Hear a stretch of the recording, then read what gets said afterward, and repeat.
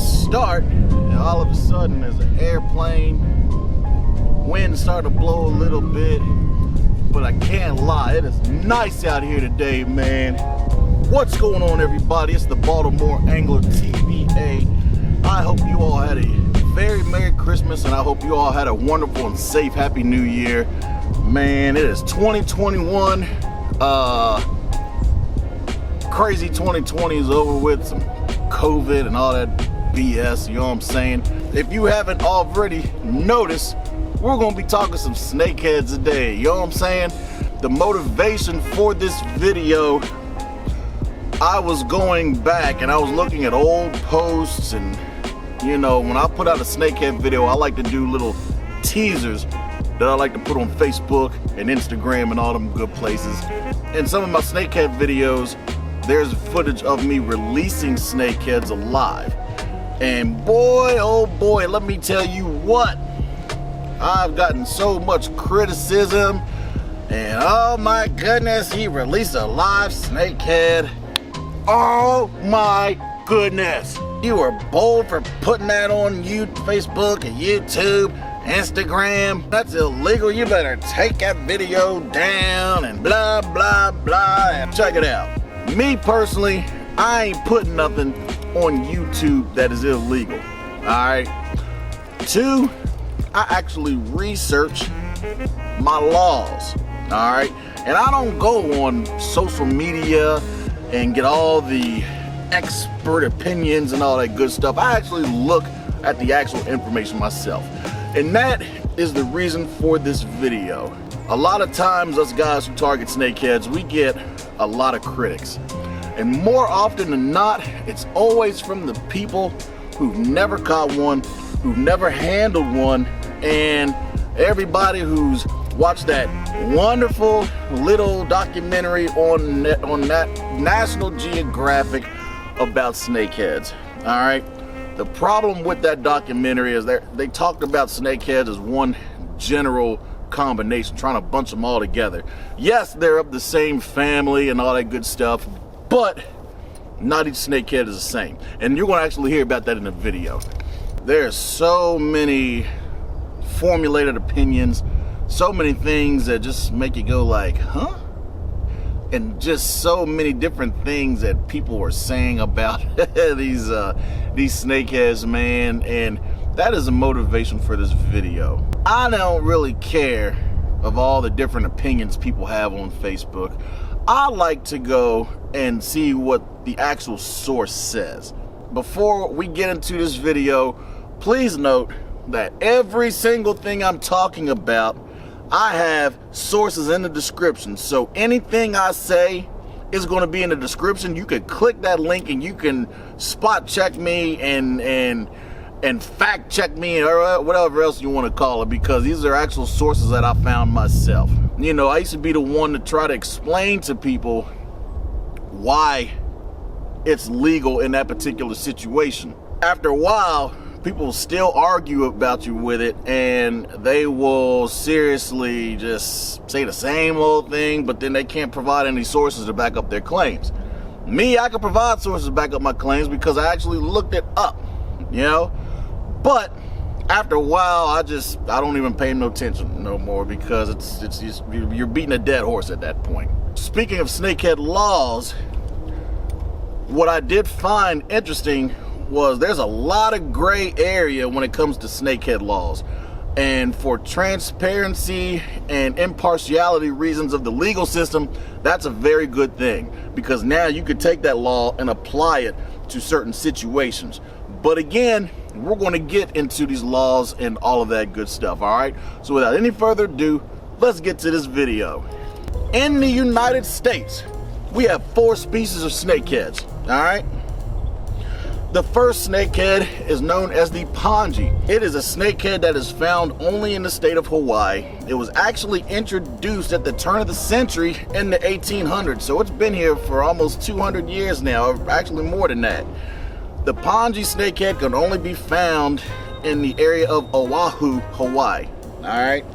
Now, unlike many other snakeheads, the state of Hawaii has went on record and said that the pongy is not a voracious or injurious fish, and it is not affecting the populations of other native species. In fact, it is naturalized because it has been introduced and has been adapted to those waters. All right, but the pongy is a snakehead that you can only find in Hawaii. Next, we have what is called the giant snakehead. I haven't been able to find any recent catches of it. It is found in the state of Arkansas, and there is possible, I have a theory on why they are no longer caught, but we're going to get into that in a little bit. All right, next is the bullseye snakehead, and this is a particular snakehead that is popular and found in the state of Florida. All right, now unlike the pongy, the bullseye snakehead does have a voracious appetite, and it is an opportunistic feeder, just like the next snakehead we're going to talk about. All right, and lastly, the most popular and abundant snakehead in the United States, the northern snakehead. To date, the northern snakehead has been caught in the following states: Rhode Island, Massachusetts, New York, New Jersey, Pennsylvania, Delaware, Maryland, Washington, D.C., Virginia, North Carolina, Alabama, Florida, Arkansas, the state of Washington, Hawaii, and California.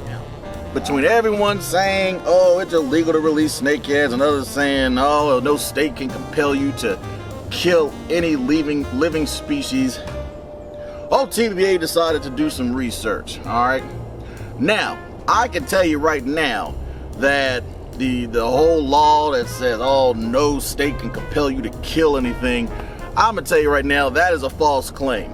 All right, because if that was actually true, then we would not have something called the death penalty in the United States. For those who don't know, the death penalty is a court order. It is a legal mandate. It is a legal action required to be taken when the signature is signed on that death warrant by a judge. So yes, you actually can be compelled to kill. All right, so with that said, again, there are many different laws according to each state on how to handle snakeheads. There are also laws that are already on the books for other states in preparation for the snakeheads, where they haven't necessarily been caught or documented, but because they're in a state neighboring a state that harbors snakeheads, they're trying to take proactive steps to prevent them from spreading in their waters. In order to understand each individual state law, you have to understand where the federal regulation came from pertaining to snakeheads, and that is from a federal law known as the Lacey Act. You might ask yourself, what is the Lacey Act? Lacey Act is a 1900 United States law that bans the trafficking of illegal wildlife. This act was passed to preserve wildlife, and it was a deterrent to stop people from poaching game in one state, transporting it across state lines to sell it as a bounty in another state. Another motivation for the Lacey Act was to prevent the overhunting of birds for millinery work. All right. Prior to being added as an injurious fish to the federal Lacey Act of 2002, it was legal for interstate transfer, which is from state to state, of live snakeheads. All right, because then you could purchase them in pet stores, you could purchase them in fish markets, and you could take them and keep them as pets. Because it was added to the Lacey Act, snakeheads became illegal to possess or transport. Keyword, possess or transport live. What does the snakeheads have to do with being added to the Lacey Act in 2002 as an injurious fish? Well, we have to travel to the state of Maryland, TBA's state, and find out. All right. So we all know that in 2002, a snakehead was caught in a pond behind a shopping center in Crofton, Maryland. That was in 2002. But what was interesting was actually reading the story of what happened. All right. They don't have his name out there for security reasons, but there was a gentleman who lived in Crofton who was a fish enthusiast, guys that like to get exotic fish and keep them as pets and all that good stuff. So he found these two northern snakeheads that he just had to have. So this gentleman hops in his car, leaves Crofton, Maryland, drives all the way up to New York because exotic fish and wild fish markets and all that's big business in New York. Drives to New York, purchases two snakeheads, right? Purchases the two snakeheads, drives all the way back to Maryland, puts them in a tank, He loves them. He's just sitting there like, oh man, these snakeheads are so awesome. It's so cool. I have these fish. Well, eventually the snakeheads got too big for the tank, right? So, concerned about their safety, he said, you know what? There's a pond not too far from my house. They should be safe there. So he releases these 2 snakeheads in that pond. All right. Fast forward to May 2002. Gentleman decides to go fishing back there. Catches this weird looking fish. Like, what is that? So he takes a picture and he releases it. Sends that picture over to DNR. DNR's kind of puzzled. They're like, what is that? So they contact a biologist. I believe it was a marine biologist. They get back to him and said, you have a northern snakehead on your hands. So they said, oh, okay. At that time, there was no mass hysteria about it yet. At this point, when it was first caught, there was no mass hysteria about it. Fast forward 2 months to July 2002. Biologist sends a team to this lake. All right? And when they try to catch these snakeheads, guess what? He released 2 snakeheads. Gentleman caught 1 in May 2002. By July 2002, they caught 99 snakeheads in this pond. So everything blows up. It makes the news. Everyone's going crazy. Oh my gosh, we have a snakeheads on our hands. Oh my gosh, this is wild. This is insane. It was such a spectacle about it. Anne Arundel County Police actually provided a 24-hour surveillance on this pond. All right, that's wild. But eventually this pond is connected to the Little Patuxent, which is connected to the Potomac tributary. So guess what? Snakeheads got out, and after that, seeing how aggressive they are when they feed or when they defend, they were eventually added to the Lacey Act of 2002. And what you're seeing right here is an actual picture of this pond that the snakeheads were released in. That pond is now known as Walking Fish Pond. Again, this pond that you're looking at is actually known as Walking Fish Pond. This was the same exact pond where the very first snakehead in Maryland was caught. All right. Now, you know what the federal law says. You know how everything kind of took off from the state of Maryland with snakeheads. Now, let's look at some of these other states. In the state of Virginia, of course, it is illegal to transport live snakeheads and it's illegal to possess live snakeheads. However, there is a caveat to that. It actually is legal to possess a live snakehead if you have the proper permit from the Virginia Department of Game and Inland Fisheries to do so. All right, in the state of Delaware, it is illegal to possess, purchase, sell, stock, or transport live snakeheads. Same with Maryland and Virginia. It is recommended but not required to kill snakeheads. State of New Jersey, it is illegal to possess or transport live snakeheads.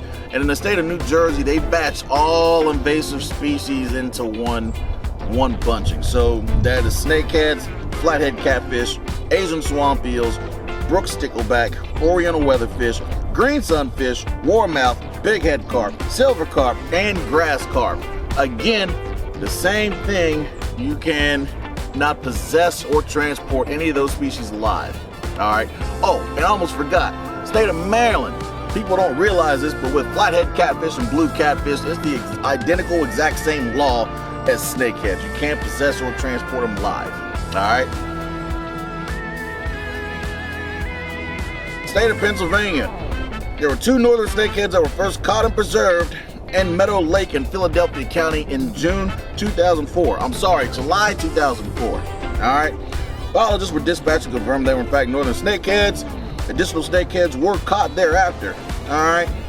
And in Pennsylvania, it's the same thing. It is illegal to sell, offer for sale, transport, possess, introduce, or import live snakeheads. All right. Anglers are encouraged but not required to kill them. All right. New York. This is one of them states that the laws get a little interesting here.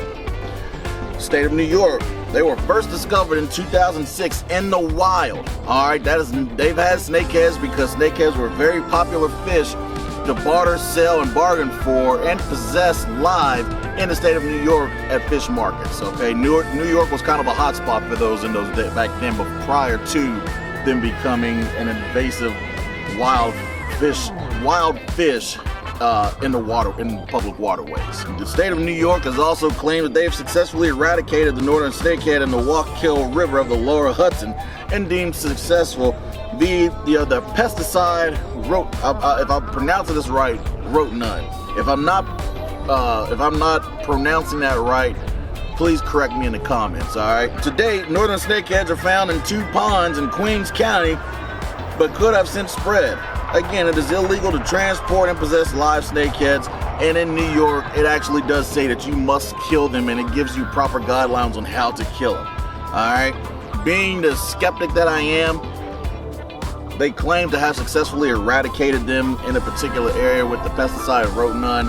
Me merely saying it is not enough for me. I need to see actual proof that that is actually happening.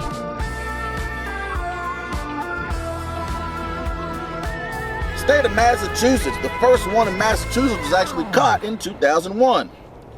Though not much information is given on snakeheads in the state of Massachusetts, though it is listed that they are illegal to possess and transport.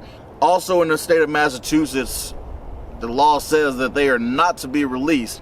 However, it doesn't say that in Massachusetts that you're required to kill them. All right. Again, just as I stated in the beginning of this video, there's a lot of gray area in these laws. And some people might think that's a bad thing. Me personally, I think it's a good thing because it offers up transparency and impartiality to apply the law in different situations. All right. I'm sorry. Let me correct myself. It says to not release the snakeheads in Massachusetts, but to contact DNR. It also says that 2 additional snakeheads were caught, but there was no evidence found that they were a breeding population of snakeheads. All right. So according to the state of Massachusetts, it sounds like everything is contained.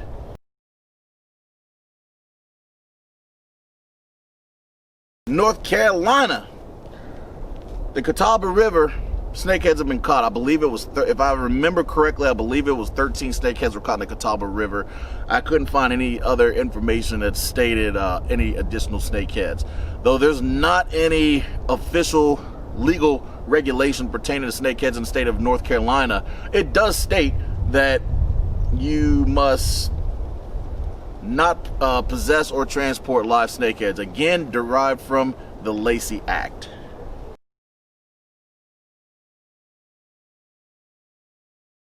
The state of Georgia. For those of you who are avid snakehead anglers, I'm sure you all remember in 2019 when the snakehead was first caught in a small private pond in Gwinnett County, just outside of Atlanta. It was pretty much the same mass hysteria that came out just like in Maryland in 2002. It is illegal in the state of Georgia to transport and possess live snakeheads. It is recommended you kill them, though it is not required by law.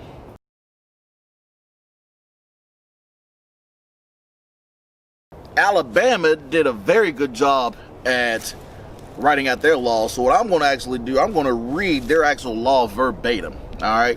Alabama snakehead law. No person, firm, corporation, partnership, or association shall possess, sell, offer for sale, import, bring, release, or cause to be brought or imported into the state of Alabama any live snakeheads. And that is the actual law verbatim in the state of Alabama.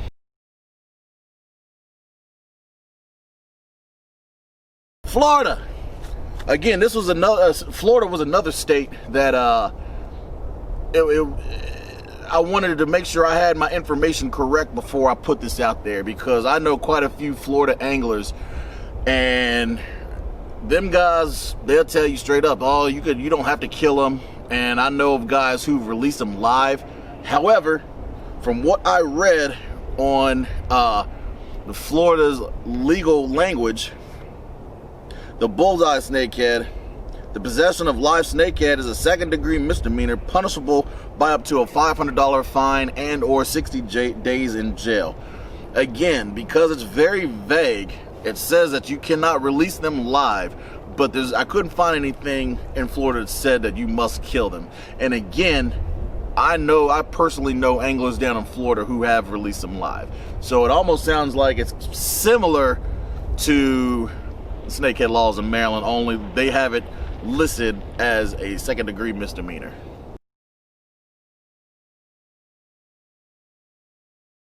Hawaii. Again, we talked about Hawaii when we were talking about the different species of snakeheads. Again, and I'll reiterate, they have what's called the Ponji snakehead, and it has been in their waterways on the island of Oahu since the 1800s. All right, for well over 200 years. And since there has been no evidence of them eradicating other species of fish or being opportunistic feeders.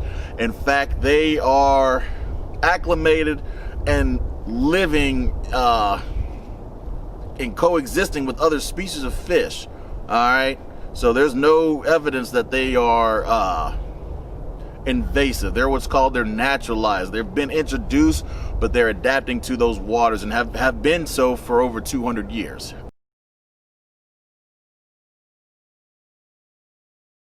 Arkansas. I couldn't wait to get to this one because Arkansas, it was a pretty interesting story. Before we get into that story, let me say that the state of Arkansas has claimed that they have completely eradicated snakeheads. All right, though again, you know I'm a skeptic, and just merely saying it is not enough. Ooh, she was a pretty thing too. Come on back. You can sit here. You can sit here with TBA. Help me talk snakeheads. Where was I at? State of Arkansas. They have claimed to have eradicated the snakehead, right? However, again, I'm a skeptic because merely telling me that's not enough. I need to have cold, hard proof that that's actually the case. All right.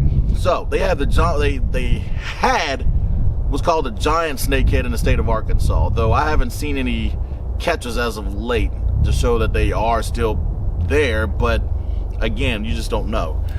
But state of Arkansas, I believe the first one was caught in 2000. Yes, 2000. All right.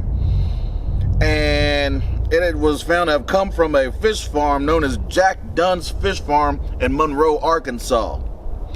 At the time, Dunn had hoped to raise the fish commercially, which would have been legal to do so because prior to 2002, they weren't added to the Lacey Act, and it was legal to possess and transport, sell, barter and bargain, import, all that good stuff, live snakeheads. All right. After being added to the Lacey Act of 2002, the state of Arkansas banned the possession and transport of live snakeheads.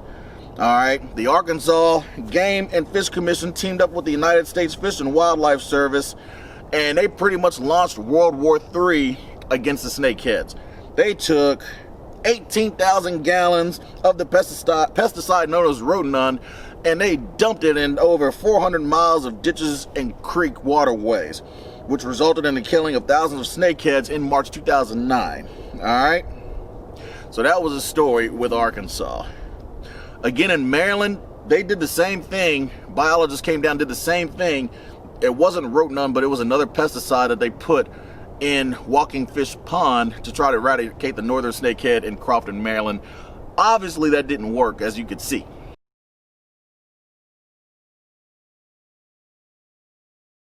State of Washington. This was interesting too.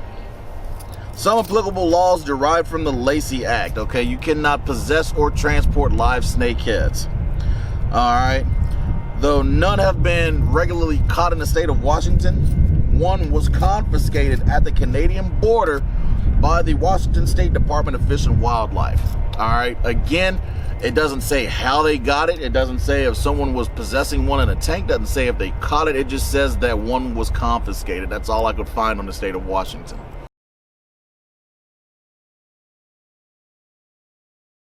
All right, state of California. Same applicable laws based on the Lacey Act. You cannot possess or transport any live snakehead. All right. Though there's been no known established settlement of snakeheads anywhere in the state of California, One single snakehead was collected from Silverwood Lake in San Bernardino in 1997. Again, doesn't say if it was netted, electrofishing, rod and reel, don't know. All I know is at Silverwood Lake in San Bernardino County, one was caught in 1997. All right. Now, again, with these snakehead laws, let me explain this. It is so funny to me when people say DNR says that we have to do this, or DNR says that we have to do that, or DNR said, DNR. Guess what? DNR is a form of law enforcement. All right. They are not legislatures. They don't make the laws. They don't write them out. They only enforce them.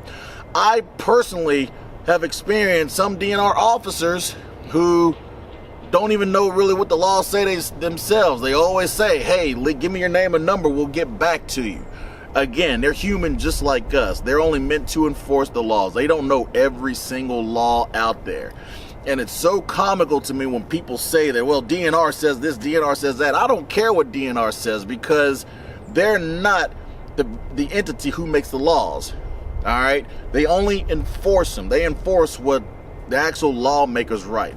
I probably learned the most about snakeheads when I started handling them and catching them and just learning about them. You know, me personally, it's not merely about just going out there and just catching fish. I like learning about them. You know, I want to see why they do the things they do, why they are like this, that, or the other.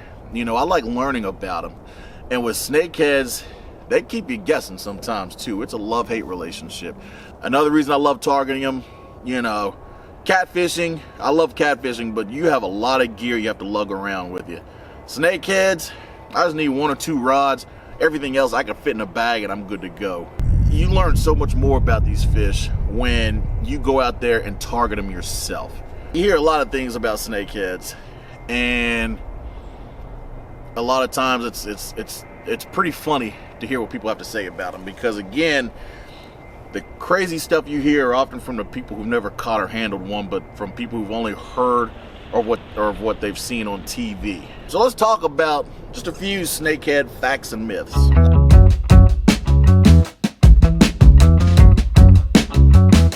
You often hear that a lot because you hear people saying snakeheads kill just to kill.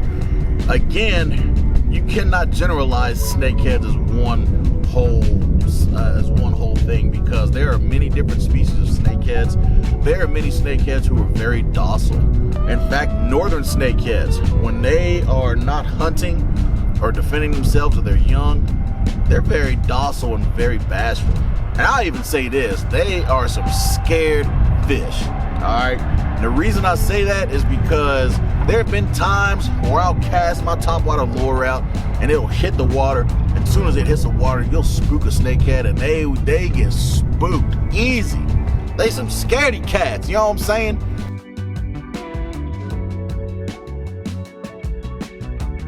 It's true that they can transport themselves across land, but they can't walk. You know, for one, they're not a bipedal species like primates or us human. You know, they are an amphibious creature. Alright? They're not even a quadrupedal species, meaning they don't have multiple legs, or 4 or more multiple legs. Alright? What they do, how they move across, is they actually will flex all their muscles in their body, and they'll use their tail fin as a means to propel themselves forward. Alright?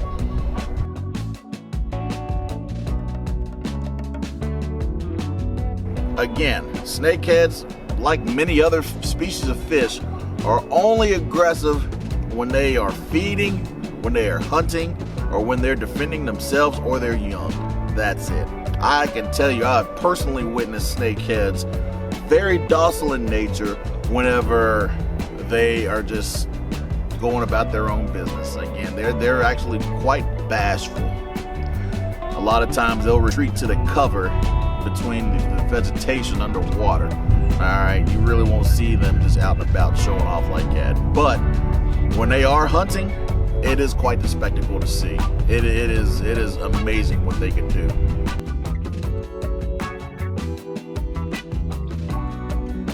Snakeheads are bowfins or grinnels, or dogfish as some people call them. I'm gonna tell you like this, all right? They look familiar. I mean, they look similar in nature, snakeheads and bowfins, but they are not even remotely related. All right, bowfins or grinnels or dogfish, however you like to call them, they are actually native to American waters, and they're what's called a living fossil because they've been around for hundreds of millions of years. All right, they have the same long, elongated body, just like a snakehead, the elongated anal and dorsal fins. Same elongated body, but they're not the same. Snakeheads are not native to American waters. Bowfins are. All right. Again, I can't tell you how many times I've had people say that, oh, that's a grinnel, or that's a bowfin, or that's a dogfish, and I'm like, nah, that's not. They're not the same thing. In fact, I had the picture that you just saw of the snakehead and the bowfin. I'll share that same picture with anybody that tells me that the snakehead and bowfin are the same thing. And they're like, oh, I didn't know that. You've heard the snakehead myths. Now let's talk about a few snakehead facts.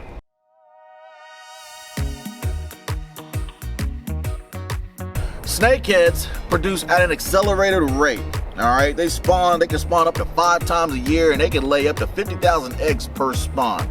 You do the math. They reproduce very, very fast.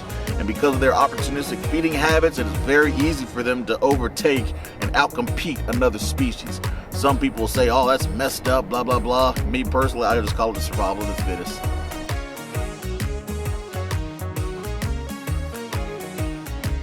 Snakeheads cannot walk because they are not quadrupedal or bipedal species, but they can move across land. All right, they can move again by flexing the muscles in their elongated bodies and using their tail fin as a propeller to propel themselves forward on land.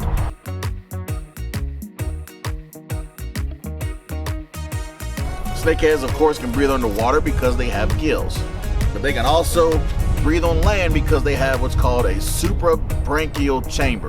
All right, and this is just a chamber that's adjacent to their gills. And what happens, many people will tell you, including myself, you'll watch snakeheads come up to the surface, stick their mouth out of water, take a small breath of air, and go back underwater. All right, they need this because this is how they transport themselves from one body of water to another. This helps them to stay alive when they are moving on land. Snakeheads can actually live outside of water for up to 4 days. So that's also another reason why they're at the top of the food chain when it comes to competing other species of fish.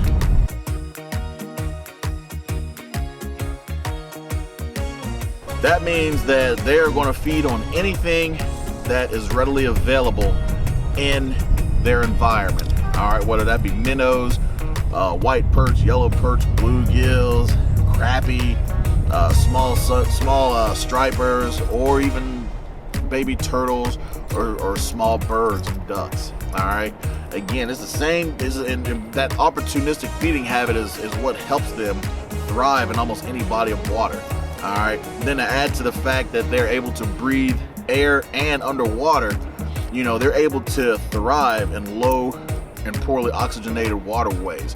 In fact, when a body of water dries up, they will burrow in the mud under that waterbed and live there until that water is returned. So I believe I've said everything I need to say concerning the snakeheads. Again, the motivation for this video was just all the different wild things I'd hear on Facebook and other places. Even in some of my snakehead videos, I've had people comment that, oh my goodness, it's illegal to release them, blah, blah, blah. And again, I'm no longer the person to sit here and argue with them, because you lose your mind just trying to go back and forth with them. And then it gets kind of funny when they say, well, DNR recommends. Well, I don't care what DNR recommends, because they don't write the laws, they just enforce the laws. And again, just as I stated earlier, I'm sure any of you watching who regularly catch fish, DNR officers equally don't always know everything that the law says. You know, I've had to correct some of them a few times, and then bam, I pull up the actual legal language to back it up. You know, but again, they're just human. They're not gonna know every single law that's written out there. You know, all they can do is just make sure that everyone abides by it and is safe doing so. All right. So with that said, I'm out of here. You know what I'm saying? I'd love to stay and chat because it's actually nice out here. You know, the sun's out. It don't even feel like it's about to be middle of January. You know what I'm saying? If you haven't already and you like the content that you're seeing on the Baltimore Angler, please be sure to hit that subscribe button, all right, and give this video a thumbs up. And if you have time, check out some of the other videos I have in the description. Is an entire playlist of just snakeheads. All right, when I put that playlist together, I didn't realize how many videos of snakeheads I had. I've did a lot of snakehead fishing in 2019 and 2020, but I'm out of here. All right. Oh, and if you'd like to donate to the Baltimore Angler, then again, links to my PayPal, Cash App, and Venmo are all in the description of this video. All right, any funds that are donated to the Baltimore Angler, I don't use for personal gain. I don't use for personal finances. It goes right back into the YouTube, so I can give you all, the viewer, my best. All right, if you haven't already, check out highhook.org, man. Highhook.org is a New York-based fishing apparel company that specializes in hats, bikinis, face coverings, visors, and so forth, man. And they have very affordable prices. In fact, if you go to their website right now, highhook.org, browse around, see what they got. And if you decide you want to buy something, when you go to checkout, type in the discount code Baltimore Angler. All right, and you'll receive 15% off of your order once you check out.